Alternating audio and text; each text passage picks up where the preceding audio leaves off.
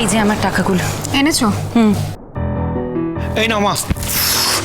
কি আশ্চর্য, আমার আলমারি খুলে তুমি কেন আনতে গেলে টাকাগুলো? আরে বাবা, তোমাকে কথা শোনাচ্ছে, ভালো লাগছে শুনতে। তুমি আমাকে টাকার নাম্বারগুলো তো মিলবে না বর্ষা, কেন এত ভয় পাচ্ছ? দেখো, তোমার গয়না পাওয়া যায়নি, তার মানে বাবারা তোমার গয়না বিক্রি করে যে টাকাটা পাওয়া গেছে সেটা নিয়ে পালানোর চেষ্টা করছিল। ব্যাপারটা তো সিম্পল। সবার গয়না পাওয়া গেছে, তোমার গয়না পাওয়া যায়নি, তার মানে এগুলো তোমার টাকা। এত ভয় পাওয়ার কি আছে বুঝতে পারছি না। তাতে আমাদের কারোর কোনো অসুবিধে নেই, শুধু একটাই বক্তব্য, যদি এটা সত্যি হয়। দেখো পিসমণি, সত্যি মিথ্যের কোনো ব্যাপার নেই। আচ্ছা তোমরা কি ভাবো বলো তো? বর্ষা চোর, বর্ষার বাড়ির অবস্থা তোমরা জানো না? যথেষ্ট ভালো অবস্থা ওদের বাড়ির। বিয়ের সময় ওর বাবা যথেষ্ট গয়নাগাটি দিয়ে পাঠিয়েছে ওকে। তারপরে এই কথাগুলো উঠছে কেন এটাই বুঝতে পারছি না। বুবলাই, আমরা কিন্তু কেউ একবারের জন্যও বলিনি বর্ষা চোর।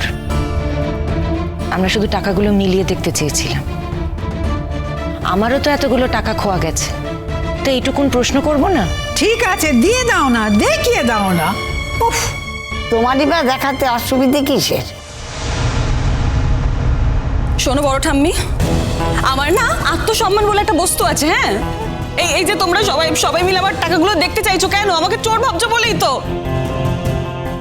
আমি কিন্তু এটা কিছুতেই মেনে নেবো না, বলে দিলাম।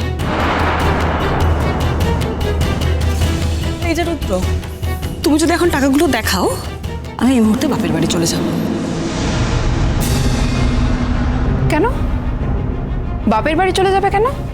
এটা তো একটা সাধারণ কোয়েরি। আমরা যদি এখন পুলিশকে ইনফর্ম করতাম, তাহলে পুলিশ এসেও এই একই কাজটাই করতো।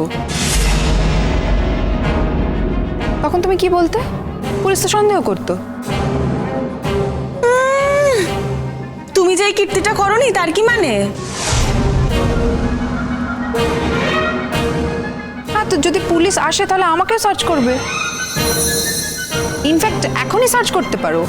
মা, আমার কিন্তু কোনো অসুবিধা নেই, কোনো আপত্তি নেই, তোমরা সার্চ করে দেখতেই পারো।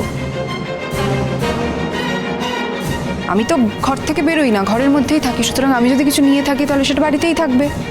দেখো পিসিমণি, তুমি দেখো না আমার ঘরে আমার জিনিসপত্রগুলো দেখো। এই সমস্ত বাজে কথা ছাড়তো। শোনো বর্ষা, তোমার কাছে টাকাগুলো আছে, সেই জন্য শুধু নম্বরগুলো দেখতে চেয়েছি। টাকাগুলো যদি তোমার কাছে না থাকতো তাহলে নম্বরগুলো দেখতে চাইতাম না। টাকাগুলো যদি সুটকেসে থাকতো তাহলে সেখানে মিলিয়ে দেখে নিতাম। টাকাগুলো তোমার কাছে আছে বলেই মনের শান্তির জন্য একবার নম্বরগুলো মিলিয়ে দেখে নিতে চাইছি। এর জন্য এত কথার কি আছে আমি তো বুঝতে পারছি না, সাধারণ একটা বিষয় নিয়ে। চিরসখা সোম থেকে রবি প্রতিদিন রাত ৯টায় স্টার জলসায় ও জিও হটস্টারে।